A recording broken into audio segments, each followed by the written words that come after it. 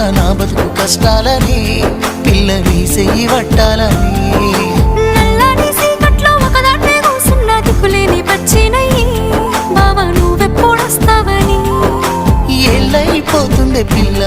ఎన్నెలొచ్చింది మన బతుకులా ఏలైపోతుంది పిల్ల ఏలు వట్టంగా వస్తున్నాగా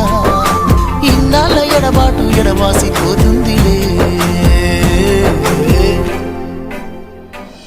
ఈ సీనయ్య గుంటున్నదే సినదారా నీ కోసము